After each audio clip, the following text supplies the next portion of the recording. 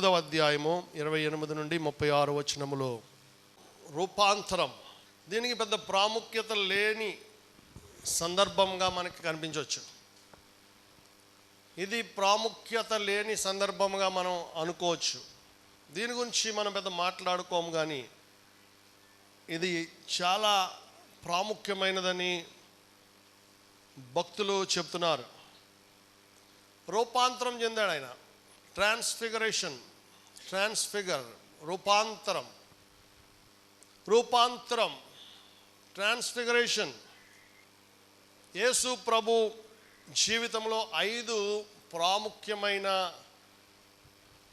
ఘట్టాలు, 5 ప్రాముఖ్యమైన సందర్భాలుగా చరిత్రకారులు విశ్లేషిస్తున్నారు. 5 మైల్ స్టోన్స్, 5 మైలురాళ్ళు అంటారు. మొదటిది ఆయన బాప్టిస్మం, తర్వాత ఆయన సిలువ వేయబడుట, తర్వాత ఆయన సమాధి నుండి 3వ దినాన లేచుట, ఆ తర్వాత ఆయన పరలోకానికి ఆరోహణం అవుట. ఈ 4 చాలా ప్రాముఖ్యమైనది. ఒకటేమో ఆయన బాప్తిజం పొందాడు, అప్పుడు పరిశుద్ధాత్మ పావురం వల్లే వచ్చాడు. రెండవది ఆయన సిలువ, అన్నిటికంటే ప్రాముఖ్యమైనది సిలువ మరణం. మూడవది తిరిగి 3వ దినాన పునరుద్ధానం. 4వది 40 రోజుల తర్వాత పరలోకానికి ఆరోహణం అవటం. 5వదిగా ఈ యొక్క రూపాంతరాన్ని ప్రాముఖ్యమైనదిగా భక్తులు పేర్కొన్నారు. రూపాంతరం, ట్రాన్స్ఫిగరేషన్. చెప్పాలంటే ఆర్డర్లో చెప్పాలంటే బాప్టిజం మొదట, తర్వాత రూపాంతరం, తర్వాత సిలువ మరణం, తర్వాత పునరుద్ధానం, తర్వాత ఆరోహణం, పైకి వెళ్ళిపోవడం, ఆరోహణం. హల్లెలూయా. 5 మైలురాళ్ళుగా ప్రాముఖ్యమైన వాటిగా చరిత్రకారులు, భక్తులు రాస్తున్నారు. యేసు ప్రభు ఒక రోజున కొండ మీదకి వెళ్ళటానికి 3 శిష్యులను తీసుకుని వెళ్ళారు. ఇదే సందర్భం మత్తయి సువార్త 17వ అధ్యాయము 1 నుండి 8 వచనాల్లోనూ తెరవస్తున్నది. మార్కు సువార్త 2వ అధ్యాయం 1 నుండి 8 వచనాల్లోనూ మనం చూడగలం. ఈరోజు మనం లూకా నుండి ధ్యానిస్తున్నాం, ఎందుకంటే లూకా చాలా శ్రేష్టమైన విశ్లేషణతో రాశాడు. మత్తయి, మార్కు, యోహాను యేసు ప్రభుతో ఉన్నారు, కానీ లూకా యేసు ప్రభుతో లేడు. Physically he was not present with Jesus. యేసు ప్రభు పైకి వెళ్ళిపోయాక ఆయన మంచి విద్యావేత్త కాబట్టి చక్కని విశ్లేషణలు అన్నీ కూడా పోగు చేసి ఆయన రాశాడు. అందుకే లూకా సువార్త నేను వ్యక్తిగతంగా ఇష్టపడతాను ఎక్కువ. అయితే ఈ లూకా సువార్తలో 4 సువార్తల్లో 3 సువార్తలు ఈ విషయాన్ని రాశాయి. హల్లెలూయా. అందులో ఎవరెవరిని తీసుకెళ్ళాడు ఆయన? పేతురును, యోహానును, యాకోబును వెంట పెట్టుకుని వీళ్ళ 3 తీసుకెళ్తూ ఉంటాడు. Peter, John and James. పేతురు, యోహాను, యాకోబు. వీళ్ళ 3 ఎందుకు తీసుకెళ్తూ ఉంటాడు? ఇలాంటి సందర్భాలకి, ప్రార్థన చేయడానికి, లేకపోతే పస్కా విందు సిద్ధపరచడానికి, ఇటువంటి వానికి కొన్ని ముఖ్యమైన పనులకి వీళ్ళ 3 ఇష్టపడతాడు ఆయన తీసుకువెళ్ళటానికి. ఎందుకు చెప్పండి? వీళ్ళ 3 ఉందేంటి మిగతా 90 లేనిదేంటి? 12 మంది కదా మొత్తం. వీళ్ళ 3 ఉన్నదేంటి మిగతా 90 లేనిదేంటి? వీళ్ళ 3 ఉన్నది, ఆయన ఏ పని మీద వెళ్తున్నాడు? ఆ ప్రార్థన ఆసక్తి కలిగిన వారే. దేవుని స్తోత్రం. హల్లెలూయా. నేను ఒక ప్రార్థనా కూటానికి వెళ్తాను అనుకోండి, నాతో ఎవరిని తీసుకెళ్తాను? ఎవరైనా పాస్టర్లు కానీ, కొంచెం భక్తిగా ఉండేవాళ్ళు కానీ. హల్లెలూయా. ఏదైనా తగు తీర్చడానికి వెళ్తాను అనుకోండి, ఎవరిని తీసుకెళ్తాను? ఎవరన్నా సెటిల్మెంట్ చేయమని వచ్చి ఇంటికాడ కూర్చుంటారు. మా ఇంట్లో పెద్ద గొడవ అయిపోయిందండి, తీర్చండి. అప్పుడు ఎవరిని పిలుస్తాను? కొంచెం ఆ నైపుణ్యం ఉన్న వాళ్ళు ఉంటారు కొంతమంది, ఆ అలవాటు అనుభవం ఉన్నవాళ్ళు, పెద్దలు, అటువంటి వాళ్ళు పిలుస్తాను. కాబట్టి యేసు ప్రభు ఈ ముగ్గురిని తీసుకెళ్లారంటే వీరు మంచి సాక్ష్యం కలిగిన వారు, పట్టుదల కలిగిన వారు, భక్తిపరులు, లోబడే స్వభావం కలిగిన వారు. వీళ్ళ ముగ్గురు మొత్తం నలుగురు కొండ మీదకి వెళ్ళారు. సరే, ప్రార్థన చేసుకుందాం అనుకున్నారు. ఎవరికి వాళ్ళు ప్రార్థన చేసుకుంటున్నారు. మొత్తం నలుగురు మోకరించారు. మోకరించి ప్రార్థన చేసుకుంటుంటే ఏమైందమ్మా? చదవండి. రూపము మారెను, ఆయన వస్త్రములు తెల్లనివై దగదగా మెరిసెను. మరియు ఇద్దరు పురుషులు ఆయనతో మాటలాడుచుండిరి. వారు మోషే, ఏలియా అనువారు. వారు మహిమతో అగపడి ఆయన యెరూషలేములో నెరవేర్చబోవు నిర్గమమును గూర్చి మాటలాడుచుండిరి. పేతురును అతనితో కూడా ఉన్నవారును నిద్రమత్తుగా ఉండిరి. వారు మేలుకొనినప్పుడు ఆయన మహిమతో ఆయనతో కూడా నిలిచిన్న ఇద్దరు పురుషులను చూచిరి. పేతురు, యోహాను, యాకోబు ఏం చేస్తున్నారట? ఏం చేస్తున్నారు? ఏ మత్తులో ఉన్నారు? నిద్రమత్తులో ఉన్నారంట. ఎందుకు తీసుకెళ్ళాడు? వీళ్ళు బాగా ప్రార్థన చేస్తారు మిగతా వాళ్ళకంటే. వీళ్ళు మధ్య మధ్యలో టీ తాగకపోయినా వీళ్ళకి నిద్ర రాదు. హల్లెలూయా. చాలా చురుకైన వాళ్ళు, నాతో ఏకీభవిస్తారనుకుని ఆయన తీసుకెళ్తే వాళ్ళు ఏం చేస్తున్నారు? నిద్రపోతున్నారంట. ప్రియదేవుని బిడ్డ, బహుశా కొండెక్కేటప్పటికి ఆయాసం వచ్చేస్తుంటుంది కొంతమందికి. మన గుడికి కష్టపడి దూరం నుంచి వస్తూ ఉంటారు, వచ్చాక ఫ్యాన్ కింద నిద్ర వచ్చేస్తూ ఉంటుంది కొంతమందికి. అయితే ఇది ఆ నిద్ర కాదు, అలసిపోయి వచ్చే నిద్ర కాదు. ఇది పరిశుద్ధాత్మ వలన వాళ్ళకి కలిగిన నిద్ర. అది గెత్సేమనే తోటలో యేసు ప్రభు అప్పగింపబడినప్పుడు మళ్ళీ నిద్రపోతారు. అది నిజమైన నిద్ర. ఏమంటాడు అప్పుడు యేసయ్య? ఆత్మ సిద్ధమే కానీ శరీరం బలహీనం. అది అలసట వల్ల వచ్చే నిద్ర. కానీ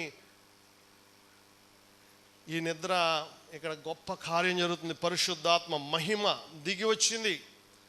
వాళ్ళ నిద్ర మత్తులోంచి బలవంతంగా కళ్ళు తెరిచి చూసేసరికి యేసు ప్రభు వస్త్రములు దగదగా మెరిసిపోతున్నాయి. ఆయన ముఖం ఎలా ఉంది? సూర్యుడి వల్లే కనబడుతుంది. ఈ 3 గాస్పెల్స్లో చూస్తే, సువార్తల్లో ఏ విషయాన్ని రాస్తున్నారు? వెంటనే తొందరపాటు మనిషి పేతురు వచ్చాడు.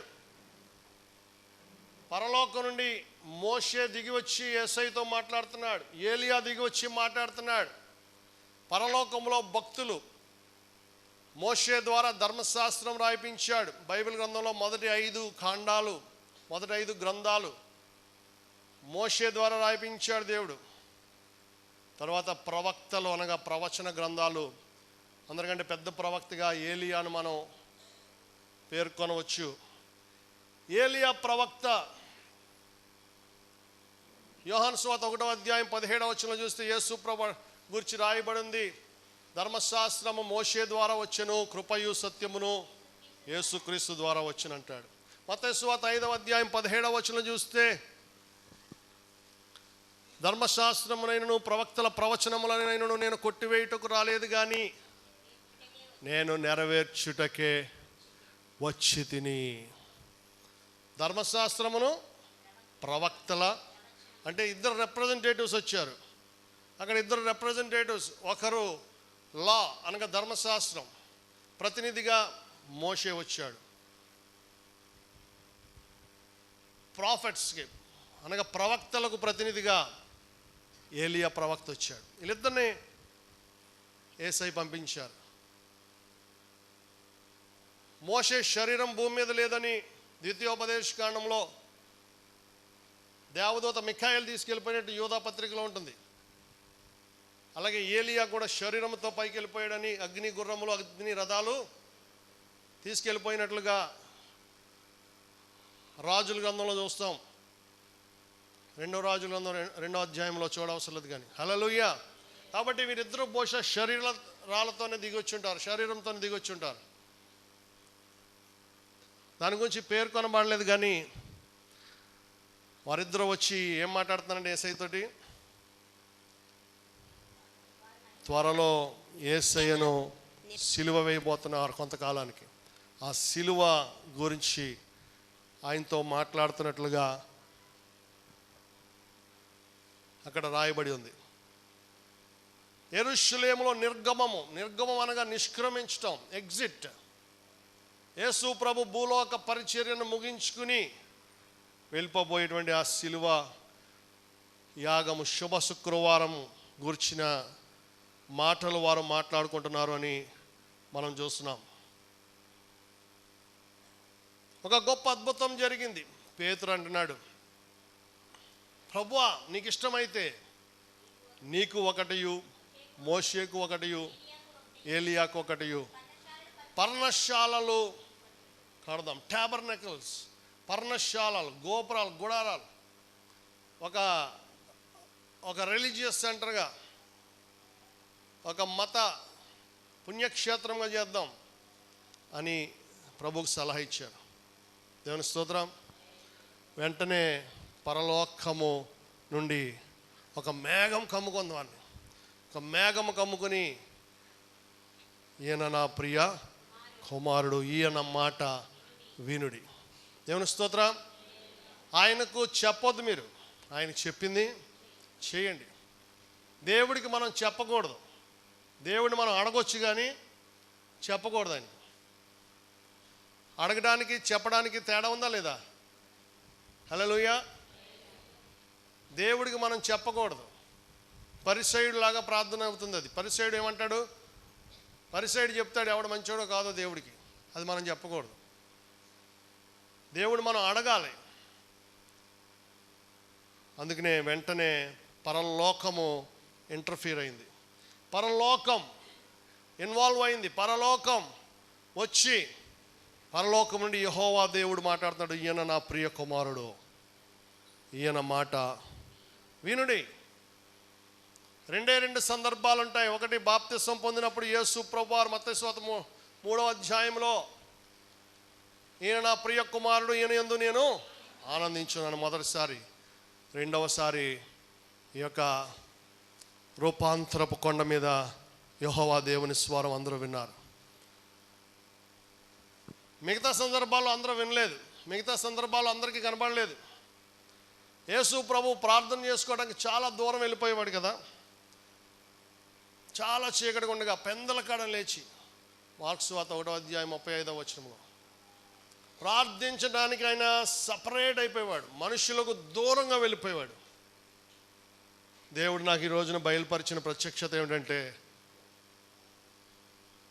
ఈ సందర్భం ఏలియా మోషే వచ్చినట్లుగా రూపాంతర కొండ మీద మాత్రమే రాయబడి ఉంది. కానీ యేసు ప్రభుతో బహుశా ప్రతిసారి వాళ్ళు దిగి వచ్చేవారేమో. పరలోకం నుండి దేవదూతలు లేక ఎవరో ఒకళ్ళు తండ్రి పంపించేవాడు. అవన్నీ ఇక్కడ అవసరం లేదు కాబట్టి రాయబడలేదు. కానీ శిష్యులకు కూడా కనబడలేదు. కానీ ఆయన ప్రార్థన చేసుకోవడానికి ఒంటరిగా కొండ మీదకి వెళ్ళెను. మత్తయి మార్కు 1:35, లూకా 5:16, లూకా 6:12 రాత్రంతయు ప్రార్థించుటయందు గడిపెను. హల్లెలూయా. రాత్రి అంతయు ప్రార్థనలో గడిపాడంట ఆయన. ఎక్కడ? మన బెడ్రూమ్లో కాదు, చర్చిలో కాదు, ప్రేయర్ టవర్లో కాదు, ప్రేయర్ రూమ్ ఉంటుంది ఇంట్లో, అక్కడ కూడా కాదు. ఎక్కడికి వెళ్ళాడు ఆయన? అడవిలోకి వెళ్ళాడు, అరణ్యంలోకి వెళ్ళాడు, కొండపైకి వెళ్ళాడు. ఎప్పుడైనా కొండ మీదకి వెళ్ళారా మీరు? కొండ మీదకి వెళ్ళి కాసేపు కళ్ళు మూసుకొని ప్రార్థన చేసుకోండి, పట్టపగలైనా సరే. హల్లెలూయా. అక్కడికి వెళ్తే కళ్ళు ముయ్యం, మనం కళ్ళు తెరిసే ప్రార్థన చేసుకుని ఏ పాము వస్తుందో, ఏ తేలు వస్తుందో, ఏ జెర్రు వస్తుందో. ప్రియ దేవుని బిడ్డ, మనల్ని ఆ విధంగా చేసుకోమని ఆయన ఆజ్ఞాపించలేదు కాబట్టి బతికిపోయాం మనం. హల్లెలూయా.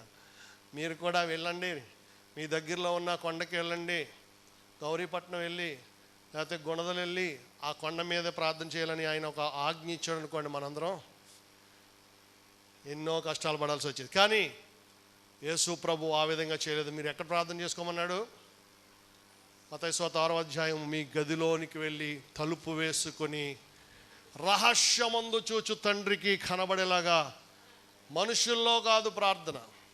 మనుషుల్లో ప్రార్థన అవసరమే, సంఘములో ప్రార్థన అవసరమే, కానీ దానికంటే ముఖ్యమైనది వ్యక్తిగతంగా నువ్వు చేసుకునే ప్రార్థన. నువ్వు ఇంట్లో ప్రార్థన చేసుకోకుండా, ఒంటరిగా దేవునితో గడపకుండా సంఘములో నువ్వు ఎన్ని చేసినా వ్యర్థమే అది. హల్లెలూయా. ఎందుకంటే ప్రతి ఒక్కరితో వ్యక్తిగత సహవాసాన్ని కోరుకుంటున్నాడు మన దేవుడు. కాబట్టి దేవుని బిడ్డలమైన మనము దేవునితో గడపాలి. యేసు ప్రభువు ప్రార్థించిన ప్రతి సందర్భంలోనూ పరలోకం నుండి ఎవరో ఒకరు దిగి వచ్చే ఉంటారు. అవన్నీ బైబిల్లో రాయబడలేదు, అవసరం లేని రాయడు దేవుడు, మనకు రాయించడు. అయితే ఈ సందర్భంలో మీరు వచ్చారు. ఒక భక్తుడు అన్నాడు, if we could see what happens in the spiritual realm when we pray we would never stop. మనం ప్రార్థన చేస్తున్నప్పుడు ఆత్మ మండలంలో ఏమి కార్యం జరుగుతుందో అనేది దేవుడు మనం చూడగలిగితే మనం అసలు ప్రార్థన అనేది ఆపమంట. దేవుని స్తోత్రం. ఆత్మ మండలంలో మన ప్రార్థనకి ఆత్మ మండలంలో దేవుడు జవాబులు ఇస్తూ ఉంటాడు. 40 రోజులు వస్తారు, 40 రోజుల్లో దేవుడు పని పూర్తి చేస్తూ ఉంటాడు. లేకపోతే కొన్ని రోజులు ప్రార్థన, ఒక్కోసారి వెంటనే జవాబిస్తాడు. ఏమి జరిగింది, ఏమి పురోగతి జరిగింది, ఏమి మార్పు వచ్చింది అనేది మనం చూడగలిగితే ఆత్మనేత్రాలతో మనం అసలు ఆ జీవితంలో ప్రార్థన అనే దాన్నే ఆపమంటండి. దేవుని స్తోత్రం. హల్లెలూయా, హల్లెలూయా. ఒక కొండ ఉందంట, ఆ కొండ కింద నిధులు ఉన్నాయి. ఒక ఆయన గుణపం తీసుకుని రోజు తవ్వుతున్నాడు. ఒక అడుగు తవ్వాడు, 2 అడుగులు తవ్వాడు, 3 అడుగులు తవ్వాడు, 4 అడుగులు తవ్వాడు. తవ్వుతా ఉన్నాడు, రోజులు చెమట ఊడుస్తున్నాడు. ఇంకా 2 రోజులు తవ్వితే ఆ నిధి దొరుకుతుంది. ఇతను ఎంతో దీవించబడతాడు. ఒక స్నేహితుడు వచ్చాడు, ఎందుకే అనవసరంగా రోజు వచ్చి టైం వేస్ట్ చేసుకుంటున్నావు, అక్కడ ఏమీ లేదు, వచ్చేయని చెప్పి తీసుకుని వెళ్ళిపోయాడు. ఇంకా సరిగ్గా 1 అడుగు దూరంలో ఏమైపోయింది, ఆశీర్వాదం పోగొట్టుకున్నాడు. హల్లెలూయా. ఆత్మ మండలంలో నువ్వు చూడగలిగితే అటువంటి చెప్పుడు మాటలు నువ్వు వినవు, తిరిగి వెనక్కి వెళ్ళవు. దేవుడి సన్నిధిలో నువ్వు మొదలుపెట్టిన ఏ మంచి పని ఆపవు. ప్రియ దేవుని బిడ్డ, కాబట్టి ఆత్మ మండలంలో దేవుడు నాకు చూపిస్తే నేను ఎవరి చేతిలోనూ మోసపోను. ఆత్మ మండలంలోకి వెళ్ళాలి మనం. మన కంటికి కనబడేది అసలైన లోకం కాదు, అసలైంది స్పిరిచువల్ రెల్మ్, ఆత్మ మండలం ఉంది. దేవుని స్తోత్రం. దేవదూతలు ఉన్నారు, అవన్నీ దేవుడు మన కోసం ఇచ్చాడు. మనకు తెలియకుండా ఎన్నో ప్రమాదాలను దేవుడు తప్పిస్తున్నాడు. మనకి తెలిసేది 1, 2 గుర్తుంటాయి అంతే, తెలియకుండా. ఎందుకంటే ఆయన అపరిమితమైన ప్రేమ గల దేవుడు. 2వ పేతురు పత్రిక 1వ అధ్యాయం 16 నుండి చదివితే, ఆ యేసు ప్రభు కొండ నుంచి దిగుతున్నప్పుడు శిష్యులతో హెచ్చరించాడు, ఈ విషయం మీరు ఎవరితో చెప్పొద్దు, నేను సిలువ వేయబడి 3వ దినాన లేచే వరకు ఎవరికి చెప్పొద్దు అన్నాడు ఆయన. హల్లెలూయా. అది సీక్రెట్గా ఉంచమన్నాడు. ఆయన సిలువ వేయబడిన తర్వాత చెప్పమన్నాడు. కాబట్టి యేసు ప్రభు సిలువ వేయబడి తర్వాత 2వ పేతురు పత్రికలో 1వ అధ్యాయం 16 నుండి 18 వచనాలు, ఏలయనగా చమత్కారముగా కల్పించిన కథలను అనుసరించి మన ప్రభువైన యేసుక్రీస్తు యొక్క శక్తిని, ఆయన రాకడను మేము మీకు తెలుపలేదు గాని ఆయన మహాత్యమును మేము కన్నులారా చూచిన వారమై తెలిపితిమి. ఈయన నా ప్రియకుమారుడు, ఈయన యందు నేను చమత్కారముగా కట్టుకథలు పెట్టకథలు కాదు, ఆయన మహత్యము. ఏమంటున్నాను దీన్ని, ఆ రూపాంతర కొండ మీద జరిగింది ఒక గొప్ప కార్యం, మహత్యం. తెలిపితిమి. ఈయన నా ప్రియ కుమారుడు, ఈయన యందు నేను ఆనందించుచున్నాను అను శబ్దము మహా దివ్య మహిమ నుండి ఆయన యొద్దకు వచ్చినప్పుడు, దివ్య మహిమ, దేవుని స్వరం వచ్చినప్పుడు దాన్ని దివ్య మహిమ నుండి, ఆ మహిమ మేఘము నుండి మేము వచ్చినప్పుడు తండ్రి అయిన దేవుని వలన ఘనతయు మహిమయు ఆయన పొందగా మేము ఆ పరిశుద్ధ పర్వతము మీద ఆయనతో కూడా, తండ్రి అయిన దేవుడు తన కుమారుడైన యేసుక్రీస్తుని మహిమ ఘనత ఇచ్చాడంట.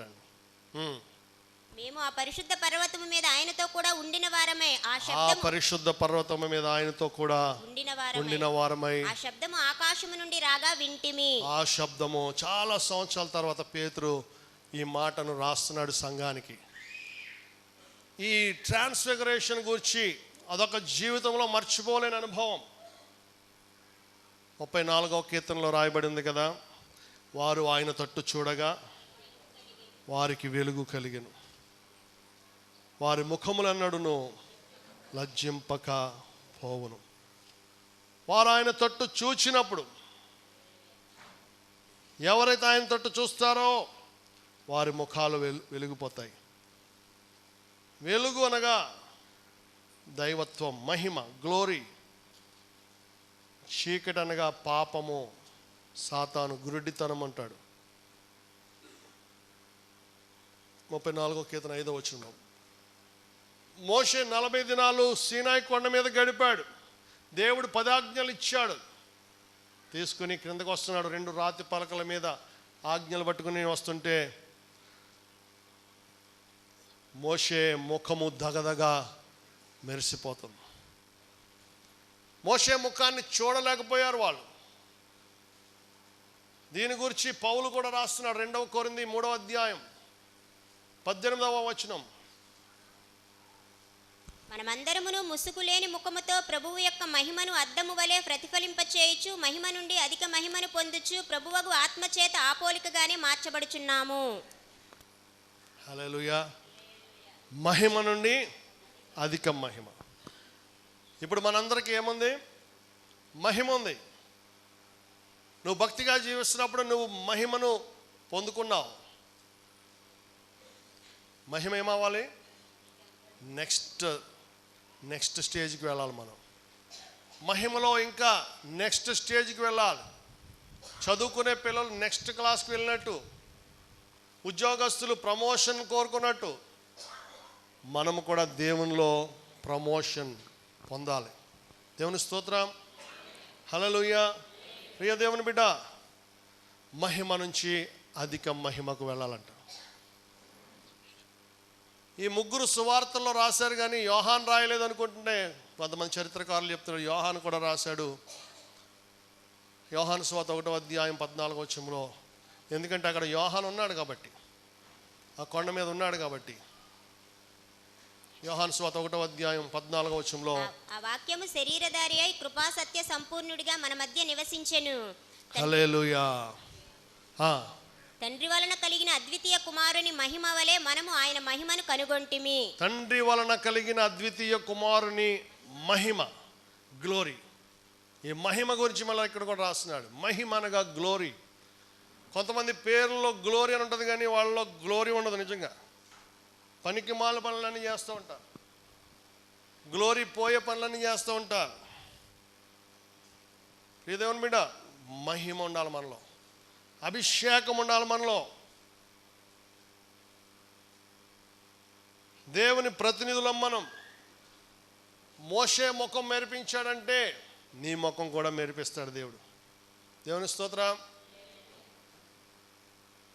దేవుని బిడ్డలమైన మనం దేవుని పోలికలోకి మార్చబడాలి. రోజు రోజుకి ఆ దినము సమీపించుట మీరు చూచిన కొలది దేవుని పోలికలోకి మార్చబడాలి. హల్లెలూయా. ఈ మధ్య మన సంఘ బిడ్డ సతీష్ని చూస్తే నాకు ఎంతో ముచ్చటేస్తుంది. చిన్న వయసులో, ఇంకా వివాహం కూడా అవ్వలేదు అబ్బాయికి. కష్టపడి పనులు చేసుకుంటూ ఉంటాడు, ఉద్యోగాలు. తల్లిదండ్రుల మీద పడి బతకకుండా, కొంతమంది తల్లిదండ్రుల మీద పడి బతుకుతూ ఉంటారు. ఇంకా పెళ్ళి కూడా అవ్వలేదు, కానీ అప్పుడే ఒక ఇల్లు కొనేశాడు. దేవుని స్తోత్రం. మంచి బిల్డింగ్ పోయిన నెలలో ఓపెనింగ్ చేశాం. ఒక్కొక్కరు జీవితాలు తప్పకుండా దశంభాగం ఇస్తాడు. నువ్వు ప్రైవేట్ ఉద్యోగం చేసేటప్పుడే దశంభాగం ఇవ్వకపోతే గవర్నమెంట్ ఉద్యోగం చేసేటప్పుడు ఎలాగిస్తావు? నువ్వు మిక్కిలి కొంచెంలో నమ్మకంగా ఉండు, దేవుడు నిన్ను అనేకమైన వాటి మీద నియమిస్తాడు. హల్లెలూయా. అలాగే వాళ్ళ అన్నయ్య నాని మంచి డైరీ ఫార్మ్ పెట్టాడు. కొన్ని నెలల క్రితం నేను ప్రార్థించి ప్రారంభించాను. సంఘ పెద్దగా కూడా బిడ్డని అభిషేకించడం జరిగింది. అలాగే మల్లేష్ వీరందరూ కూడా క్రమము తప్పకుండా దేవునిలో దశంభాగాలు ఇస్తారు. నా తమ్ముళ్ళు వీళ్ళు ప్రసాదు, ప్రభుదాసు, ప్రదీప్, ముగ్గురు పేరు ప్రా మీద వచ్చింది. అయినా సరే దేవుని ప్రేమతో వస్తున్నారు. 20 ఏళ్ళ నుంచి అనుకుంటా వాళ్ళిద్దరు వస్తున్నారు. ప్రదీప్ కూడా మన డేవిడ్ రాజు గారి కొడుకే. హల్లెలూయా.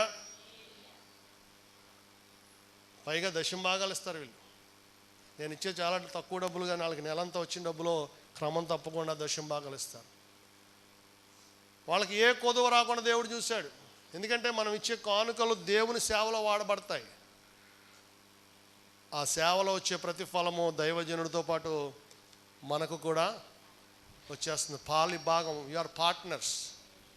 మీ అందరూ మా పార్ట్నర్స్ అనమాట. మనందరం యేసయ్య పార్ట్నర్స్. దేవుని స్తోత్రం. అడుగు వాటికంటే, ఊహించు వాటికంటే అత్యధికంగా ఇవ్వడం అంటే దేవుడు అదే అనుకుంటున్నాను నేను.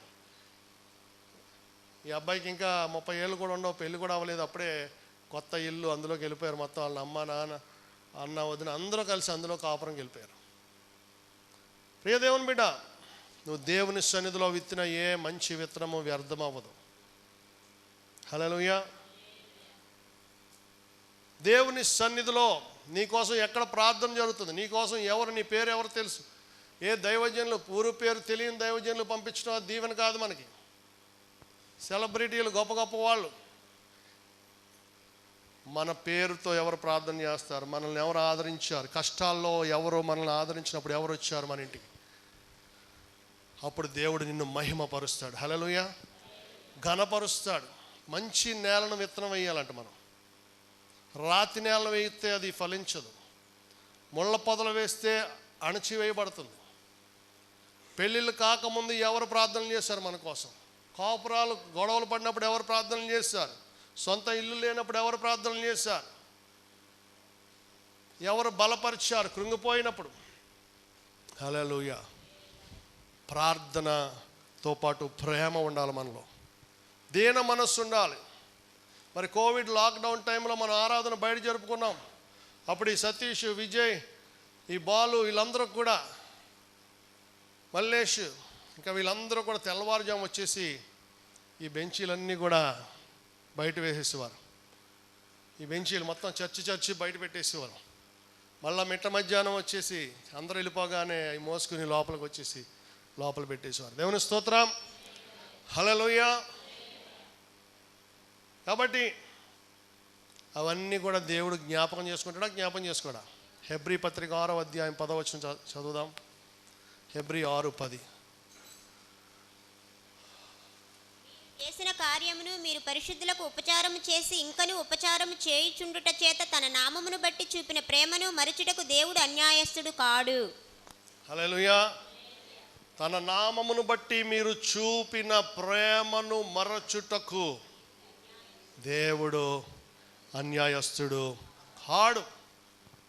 ఏం ఆశీర్వాదాలు పొందుకున్నాం మనం? ఎవరు ప్రార్థించారు? కష్టాలు వచ్చినప్పుడు ఎవరు ప్రార్థించారు? ఎప్పుడు అద్భుతం జరిగింది? ఎప్పుడు టర్నింగ్ పాయింట్ అయింది మనకి? అది ఆశీర్వాదం. లేకపోతే తెలుసో తెలియకో ఆశీర్వాదాలు పోవటం. అభిషేకం మహిమపరుస్తాడు దేవుడు నిన్ను. పరిశుద్ధుడైన మా పరమ తండ్రి, మీరు ఇచ్చిన వాక్యము మంచి నేల పడిన విత్తనం వలె 30 60 100 ఫలింపజేసి మారు మనసు తగిన ఫలములు ఫలించే వారుగా ప్రతి ఒక్క బిడ్డను ఆశీర్వదించమని, ప్రతి ఒక్కరిని కూడా దీవించమని, మీ రక్తంతో ముద్రించమని యేసు నామమున ప్రార్థిస్తున్నాము పరమ తండ్రి. ఆమేన్. భాషలతో, దేవదూతల భాషలతో మాటలాడినను, ప్రార్థించినను, ప్రేమ లేని వానివైతే ఫలితము లేదు. ప్రేమనే ఆత్మఫలం ఫలింపుము నీవు. ప్రేమ లేని వానివైతే ఫలితము లేదు. ప్రేమనే ఆత్మఫలం ఫలింపుము నీవు.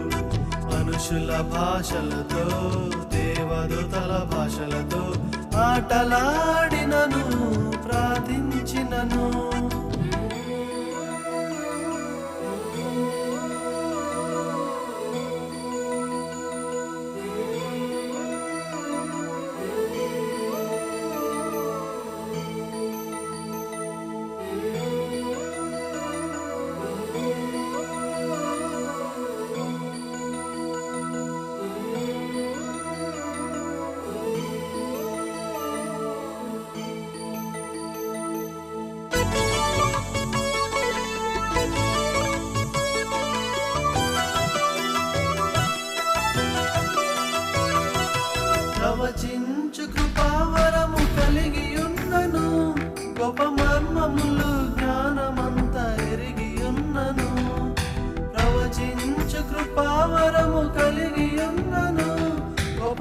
మర్మములు జ్ఞానము